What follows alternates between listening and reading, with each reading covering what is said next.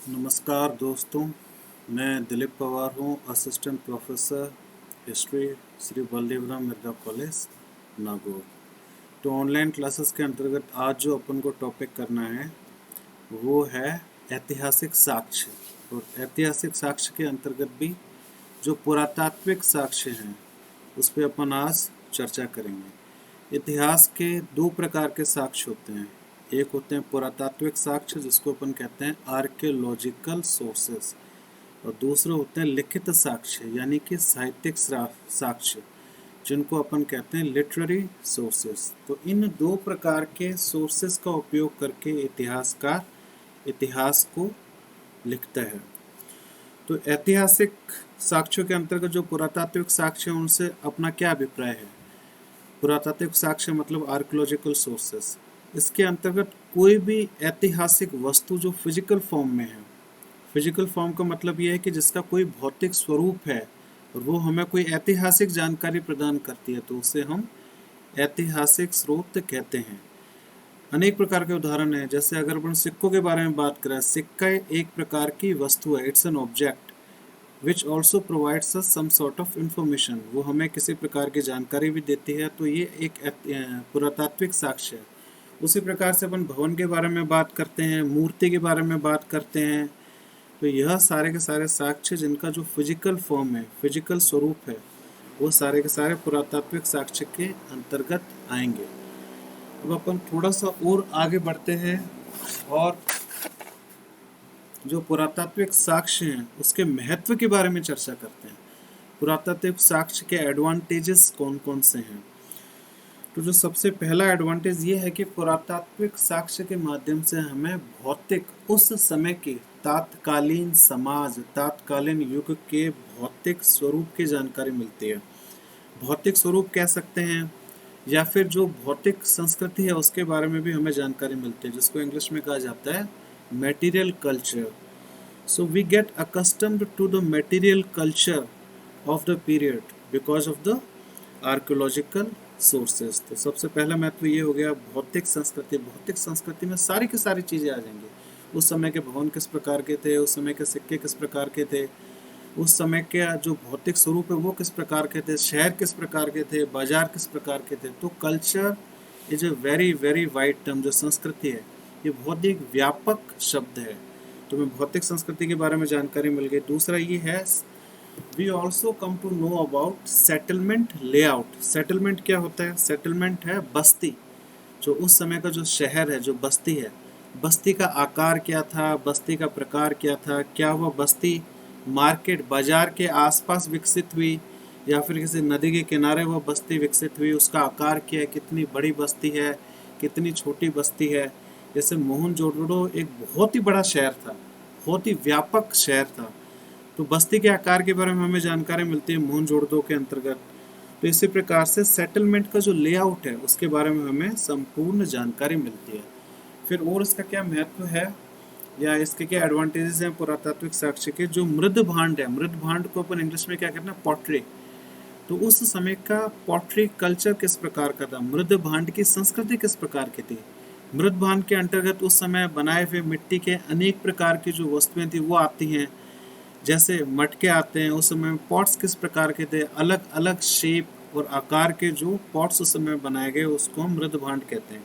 तो हर युग के मृद भांड का एक विशिष्ट संस्कृति होती है। There is a specific pottery culture in regard to a specific age of the previous period. तो हमें मृद भांड की संस्कृति के बारे में जानकारी मिलती है और बहुत ही इंपॉर्टेंट है जो मृद भांड की संस्कृति है, जो पॉटरी कल्चर है। इसी के अंतर्गत हमने कई युगों को क्लासिफाई किया है, जैसे पेंटेड ग्रे वेयर, इसके अंतर्गत कौन कौन से युग आएंगे। तो इस प्रकार से क्लासिफिकेशन, ऐतिहासिक समय का क्लासिफिकेशन हमने पॉटरी कल्चर के अंतर्गत किया है। इसके अलावा हमें और कौन कौन सी जानकारी मिलती है, जैसे उस समय किस प्रकार की फसल होती थी, कौन कौन सी फसलें होती रही, क्या उस समय के लोग गेहूं खाते रहे, क्या उस समय के लोग अनाज खाते रहे, क्या उस समय के लोग कपास को उगाया करते थे। तो इस प्रकार की जो सीरियल्स और फूड प्रोडक्शन से संबंधित जानकारी है वो भी सारी की सारी पुरातात्विक साक्ष्य के अंतर्गत आएगी। इसके अलावा उस समय में कृषि के यंत्र किस प्रकार के थे, उस समय टूल्स किस प्रकार के थे, इम्प्लीमेंट्स किस प्रकार के थे, किस प्रकार के यंत्रों का उपयोग कर रहे थे कृषि के अंतर्गत, इसके बारे में हमें सारी जानकारी मिलती है पुरातात्विक साक्ष्य के अंतर्गत। फिर उस समय की तकनीक किस प्रकार की थी, जैसे अगर हड़प्पा में ईंट बनाई गई थी तो ईंट बनाने की विधि किस प्रकार की थी, किस प्रकार की ईंटें हड़प्पा के अंतर्गत बनाई गई। तो ये सभी की सभी जानकारी हमें पुरातात्विक साक्ष्य के अंतर्गत मिलती है। फिर अन्य महत्वपूर्ण महत्व क्या है पुरातात्विक साक्ष्य का, बरियल प्रैक्टिसेस। बरियल प्रैक्टिसेस अपन किसे कहते हैं, शवाधान विधि। शवाधान विधि किसी भी समाज को समझने के लिए बहुत ही महत्वपूर्ण है। जैसे हड़प्पा के समय में किस किस प्रकार के शवाधान विधियों का प्रचलन था, तो उसको बरियल प्रैक्टिसेस कहते हैं। बरियल प्रैक्टिसेस के माध्यम से हमें उस समय के धर्म, उस समय का समाज, उस समय के रीति रिवाज के बारे में जानकारी मिलती है। तो बरियल प्रैक्टिसेस, शवाधान विधियां भी पुरातात्विक साक्ष्य के अंतर्गत आती है। इसके अलावा अगर अपन आगे बात करें तो धातुओं के बारे में हमें जानकारी मिलती है, क्योंकि धातु भी एक प्रकार की फिजिकल ऑब्जेक्ट है, इनका एक स्वरूप है जिसको अपन छू सकते हैं। तो धातु भी पुरातात्विक साक्ष्य के अंतर्गत आएंगे। अब जैसे अक्सर अपन जब आंसर लिखते हैं बीए के एग्जाम में या कॉम्पिटिटिव एग्जाम के अंदर, तो उसको आंसर लिखने का सही तरीका क्या होता है, अगर हमें लिखना है कि पुरातात्विक साक्ष्य के अंतर्गत हमें धातुओं के बारे में जानकारी मिलती है, एक तो आपने ये लिख दिया। अगर आपको अपने आंसर को पूरा करना है, और अच्छा बनाना है, और अच्छे मार्क्स आपको लेके आने हैं, तो इस धातु को लिखने के साथ साथ एक उदाहरण भी दीजिए। इसका कोशिश कीजिए सब जगह पे जहाँ पे भी आपने एक एनालिसिस का पॉइंट दिया है उसके ही नीचे जस्ट आप एक लाइन को हो या दो लाइन को आप कोशिश करिए कोई रेलेवेंट उदाहरण साथ में आप उसमें डालें। इससे आपके 100% अच्छे मार्क्स आएंगे। जैसे मैंने अभी ये कहा कि पुरातात्विक साक्ष्य के अंतर्गत हमें धातुओं की जानकारी मिलती है, एक तो यहाँ पे बात खत्म हो गई कही, और इसके अलावा आप आगे उदाहरण दीजिए। जैसे हड़प्पा के अंतर्गत जो कॉपर मिला है, केमिकल एनालिसिस से हमें पता लगा है कि वह कॉपर ओमान से लाया गया था हड़प्पा में। तो ये आपने उदाहरण दे दिया किस प्रकार की विशिष्ट जानकारी हमें धातुओं के अंतर्गत भी मिल रही है कि ओमान से लाया हुआ कॉपर जिसका उपयोग हड़प्पा में हुआ। इससे हमें और क्या जानकारी मिलेगी फर्दर कि उस समय में व्यापारिक जो संबंध थे अन्य देशों के साथ काफ़ी अधिक प्रगाढ़ थे, तभी वो ओमान से कॉपर को मंगा पाए। तो इस प्रकार से हमेशा कोशिश करिए एक उदाहरण साथ में डालने की। इसके अलावा अपन आगे और बात करें इसके महत्व की। आज हमारी चर्चा सारे के सारे आर्कोलॉजिकल सोर्सेस के ऊपर ही है। एनिमल बोन्स, एनिमल जो पशुओं की हड्डियां हैं, उससे भी हमें पुरातात्विक साक्ष्य की अतिरिक्त जानकारी मिलती है। जैसे कोई पशु है, अगर हमें उसकी हड्डी मिली है हड़प्पा युग में, तो साइंटिफिक इन्वेस्टिगेशन के माध्यम से हम यह पता कर सकते हैं कि वह पशु जंगली पशु था या उसको पाला जाता था। Whether the animal was domesticated और that was the wild species of the animal. तो इसके बारे में हमें जानकारी मिल जाती है कि उस समय के अंदर लोगों ने पशु को पालना शुरू कर दिया था या नहीं पाल रहे थे। क्योंकि जब कोई जानवर जंगल में रहता है तो उसकी हड्डियों का एक विशेष प्रकार से डेवलप होती है, एक स्पेसिफिक ट्रेट होते हैं। अगर कोई जानवर जंगल में रह रहा है और जब किसी जानवर को पालने लग जाता है इंसान, तो धीरे धीरे उस जानवर की संरचना है उसमें भी बदलाव आने लग जाता है। तो हड्डियों की स्टडी के माध्यम से, by studying the bones of the animals, we can come to know about whether animals were domesticated और दे वर नॉट डोमेस्टिकेटेड। इसके अलावा अपन और बात करते हैं इसके महत्व की। जो भी लिपि है, लिखने का कार्य जो प्राचीन भारत में किया गया, तो कहाँ पे लिखते थे? वो ताम्र पत्रों पे लिखा करते थे, वो चट्टानों पे लिखा करते थे, वो पत्थरों के ऊपर लिखा करते थे। तो जिस भी ऑब्जेक्ट का इस्तेमाल किया गया उस लिपि को लिखने के लिए, उस भाषा को लिखने के लिए, तो उस ऑब्जेक्ट के माध्यम से भी हमें उस समय की भौतिक संस्कृति के बारे में जानकारी मिलती है। जैसे हड़प्पा के अंतर्गत एक विशेष प्रकार की मिट्टी जिसको अपन स्टेटेटाइट कहते हैं, स्टेटेटाइट सेल खड़ी कहते हैं हिंदी में उसको, सेल खड़ी। तो जो स्टेटेटाइट जो विशेष प्रकार की मिट्टी है उसके टैबलेट बनाए गए और उस पे हड़प्पा की लिपि को उत्कीर्ण किया गया। तो हमें उस समय की भौतिक संस्कृति के बारे में जानकारी मिलती है कि वो उस समय मिट्टी का उपयोग कर रहे थे। जैसे आगे चलकर ताम्रपत्र अभिलेख है, यानी तांबे के ऊपर पूरा का पूरा अभिलेख को उत्कीर्ण किया गया। तो जो ऑब्जेक्ट है जिसके ऊपर लिपि को लिखा गया, जिसके ऊपर भाषा को लिखा गया, उस ऑब्जेक्ट से हमें पता लग रहा है कि उस समय में तांबे का उपयोग होता था, हड़प्पा में मिट्टी का उपयोग होता रहा, क्योंकि उन्होंने स्टेटेटाइट के ऊपर उन्होंने लिपि लिखी और आगे चल के उन्होंने ताम्र पत्रों पे लिपि लिखी। इसका मतलब है कि उस समय तांबे का उपयोग हो रहा था। तो इसके माध्यम से हमें विशिष्ट जानकारियां मिलती हैं। फिर अपन आगे बात करते हैं पुरातात्विक साक्ष्य के अंतर्गत उस समय की प्रशासनिक और राजनीतिक जानकारी भी हमें पुरातात्विक साक्ष्य के माध्यम से मिलती है। अब कैसे मिलती है ये हमें पता लगेगा उदाहरण के माध्यम से। इसलिए मैं आपको कह रहा हूँ बार बार कि आप कोशिश करो जहाँ तक आपको याद हो कोई रेलेवेंट आप एग्जाम्पल हमेशा नीचे लिखा करो। हमें राजनीतिक और प्रशासनिक जानकारी मिलती है, जैसे अशोक के अभिलेख में उस समय के सरकारी अधिकारियों का पद और उनकी जिम्मेदारियों का वर्णन अशोक के अभिलेख में किया गया है। तो ये हमने यहाँ पे एक उदाहरण दे दिया, तो हमारा आंसर यहाँ पे पूरा कंप्लीट हो जाता है। एग्जामिनर भी काफ़ी इम्प्रेस हो जाता है आंसर को चेक करते हुए। इसके अलावा अपन आगे बात करते हैं कि जो पुरातात्विक साक्ष्य है उससे हमें सामाजिक और सांस्कृतिक जानकारी भी मिलती है। और सामाजिक और सांस्कृतिक जानकारी का उदाहरण अपन देने की यहाँ पे कोशिश करते हैं। उदाहरण क्या है, जैसे एरन नाम की जगह बहुत फेमस इतिहास में एमपी के न एरन में हमें एक बहुत ही फेमस अभिलेख मिला है। तो जो एरन अभिलेख है, जो एरन इंस्क्रिप्शन है, उससे हमें सामाजिक और सांस्कृतिक जानकारी मिलती है। क्या जानकारी मिलती है? एरन अभिलेख के अंतर्गत हमें यह पता लगा कि प्राचीन भारत में सर्वप्रथम अभिलेख में लिखा हुआ सती का प्रमाण मिला है। It was the first example of sati which was recorded in the inscription in ancient India. तो वो एरन अभिलेख है। ये हमने उदाहरण में लिख दिया कि किस प्रकार से हमें सामाजिक और सांस्कृतिक जानकारी मिलती है। धार्मिक जानकारी भी मिलती है हमें इनके माध्यम से। धार्मिक जानकारी कैसे मिलती है? पुरातात्विक साक्ष्य के माध्यम से। जैसे अशोक के अभिलेखों के माध्यम से हमें बौद्ध धर्म के बारे में भी जानकारी मिलती है। और we also come to know about the religious orientation of the king Ashoka through the means of inscriptions. तो धार्मिक अवधारणाएं अशोक की किस प्रकार की थी वो भी हमें अशोक के अभिलेख के माध्यम से मिलती है। अशोक के जो अभिलेख हैं उससे हमें विविध प्रकार की जानकारी मिलती है। और इसके अलावा एक और मैं एग्जाम्पल लेता हूँ धार्मिक जानकारी के अंतर्गत। मोरा नाम की जगह, मोरा MORA, मोरा, मोरा में एक अभिलेख मिला है। उस अभिलेख से हमें भागवत धर्म के बारे में जानकारी मिलती है। ये वाला जो प्रश्न है वो RS में भी आ रखा है, IS में भी आ रखा है कि मोरा जो अभिलेख है उससे हमें किस प्रकार की जानकारी मिलती है। तो मोरा अभिलेख के अंतर्गत हमें भागवत धर्म की जानकारी मिलती है। भागवत धर्म क्या है आपकी जानकारी के लिए मैं बताना चाहूँगा। भागवत धर्म वैष्णव धर्म का ही एक रूप है। इसके अंतर्गत भी भगवान विष्णु की पूजा अर्चना की जाती है। इसके अलावा हमें आर्थिक जानकारी मिलती है पुरातात्विक साक्ष्य के अंतर्गत। अब आर्थिक जानकारी क्या होगी?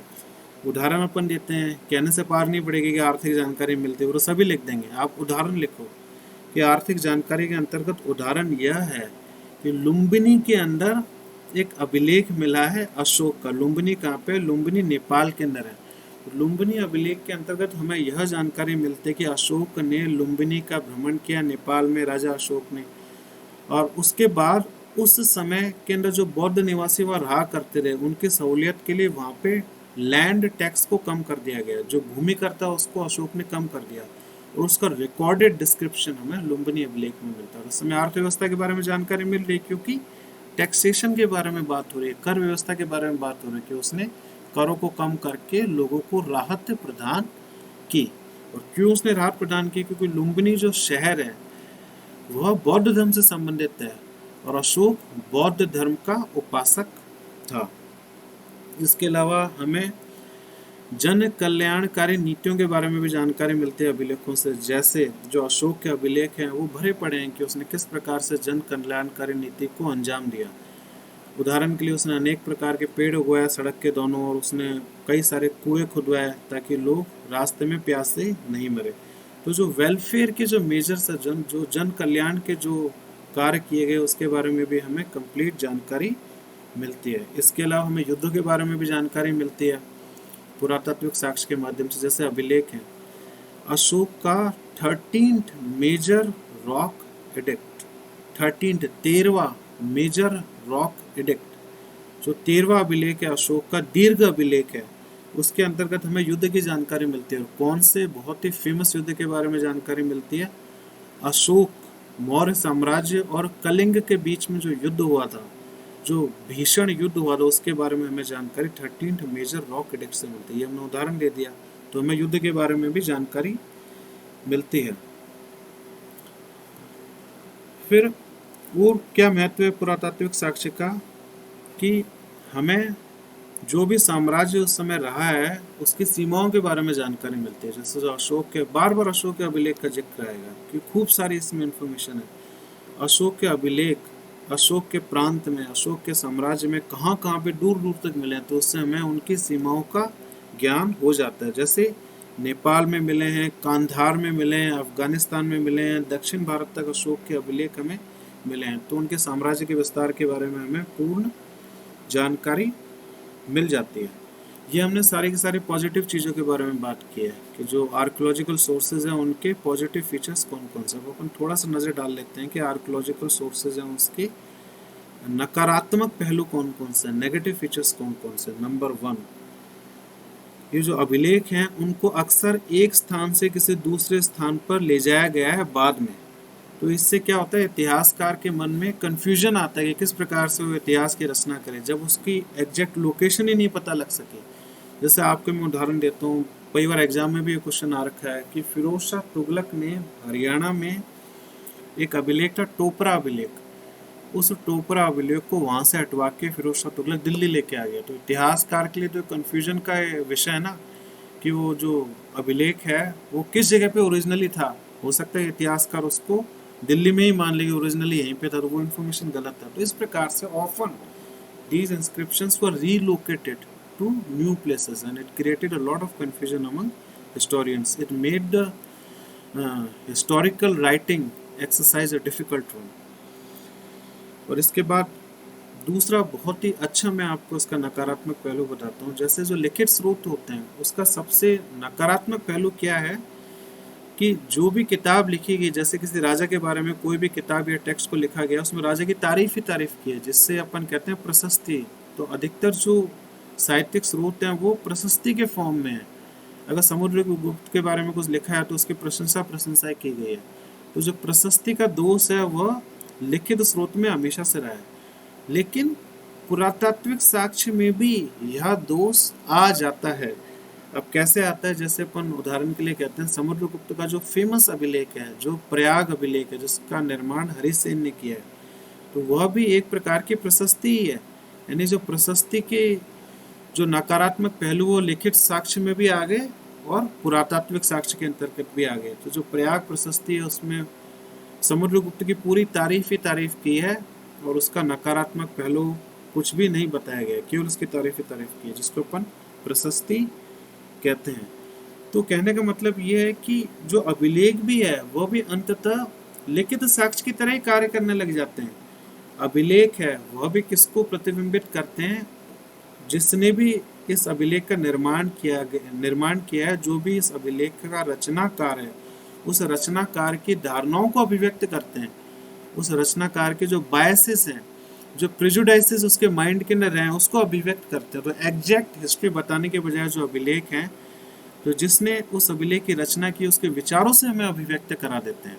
तो अक्सर हमें एग्जैक्ट और प्रिसाइज और पिन पॉइंटेड हिस्ट्री के बारे में हमें जानकारी नहीं मिल पाती। तो राइटर्स बायस ऑल्सो इम्पैक्ट इंस्क्रिप्शंस। उसके लिए अगला नकारात्मक पहलू क्या है, जो आर्कोलॉजिकल सोर्सेज हैं हमें खूब सारे भारत में मिले हैं। We have found plenty of inscriptions and archaeological sources in India, लेकिन उनकी सार संभाल कोई भी नहीं है। इतनी अधिक संख्या में हमें मिले हैं कि कितनों को हम संभालते रहें। जैसे हम किसी फोर्ट में जाते हैं, खासकर जो बूंदी का किला है, अगर अपन बूंदी के किले में जाएं तो कई सारे इंस्क्रिप्शन हमें यहीं वहीं गिरे हुए दिख जाएंगे जिसकी कोई सार संभाल नहीं है। तो इतनी अधिक संख्या में भारत में अभिलेख मिले हैं, उनकी सार संभाल ही नहीं हो पाई। और खूब सारे अभिलेख तो आज के समय तक डिसाइफर ही नहीं किए गए। डिसाइफर का क्या मतलब होता है, उनको समझा ही नहीं गया, उनको पढ़ा ही नहीं गया है कि उन अभिलेख में लिखा हुआ क्या है। तो ये भी एक नकारात्मक पहलू है कि many inscriptions have been found but they have not been deciphered and they are not properly maintained and preserved. Fort में यहाँ वहाँ आपको पड़े हुए इंस्क्रिप्शन मिल जाएंगे टूटे हुए। फिर इसमें अगला नकारात्मक पहलू क्या है, जो इंस्क्रिप्शनल सोर्सेस हैं वह हमें दैनिक लोगों की दैनिक दिनचर्या, दैनिक जीवन के बारे में कोई जानकारी नहीं देते। कृषक का किस प्रकार का जीवन उस समय रहा होगा उसके बारे में हमें कोई जानकारी नहीं मिलती। Basically these inscriptions talk about polity of the region. उस समय की राज व्यवस्था किस प्रकार की थी, उस समय की प्रशासनिक व्यवस्था किस प्रकार की थी, उस समय राजा ने किस प्रकार से प्रशासन चलाया, इसकी हमें संपूर्ण जानकारी मिल जाती है। लेकिन जो कॉमन मैन से संबंधित जो ऐतिहासिक जानकारी है वो हमें इंस्क्रिप्शंस के माध्यम से या पुरातात्विक साक्ष्य के माध्यम से हमें नहीं मिल पाती। कृषि में किस प्रकार की अनेक विधाएं थी उस समय में जिसके अंतर्गत कृषि की जाती है, इसकी हमें जानकारी नहीं मिलती थी। तो basically these inscriptions they deal with the perspective of those persons who commissioned it. इसका क्या मतलब हुआ, जो मैंने कहा कि जिन राजाओं ने उन अभिलेखों का निर्माण कराया है, केवल उन राजाओं की धारणाओं के बारे में हमें जानकारी मिलती है। उस समय के न जो कृषक लोग रहे हैं, जो गरीब लोग रहे हैं, जो मिडिल क्लास उस समय में रही होगी, जो शॉप ओनर्स रहे हैं, जो दुकानदार रहे हैं, उनके बारे में हमें कोई जानकारी नहीं मिलती। तो मैं दोबारा कहता हूँ, डीज बहुत इंपॉर्टेंट और अच्छा पॉइंट है। These inscriptions they only tell about the perspectives of those who had commissioned these inscription. जिसने उसको बनाया उसी के पर्सपेक्टिव और धारणाओं के बारे में हमें जानकारी मिलती है। तो आज हमने काफ़ी लंबी चर्चा कर ली पुरातात्विक साक्ष्य के बारे में, और मेरे हिसाब से इस टॉपिक को काफ़ी डिटेल में अपन ने डिस्कस किया है। तो इस टॉपिक को सुनने के बाद आपको जरूर you might feel enlightened about this particular topic, तो आपके ज्ञान में ज़रूर वृद्धि हुई होगी। और इसी के साथ ही मैं अपना जो छोटा सा जो वीडियो है उसको यहाँ पे समाप्त करता हूँ। Thank you very much.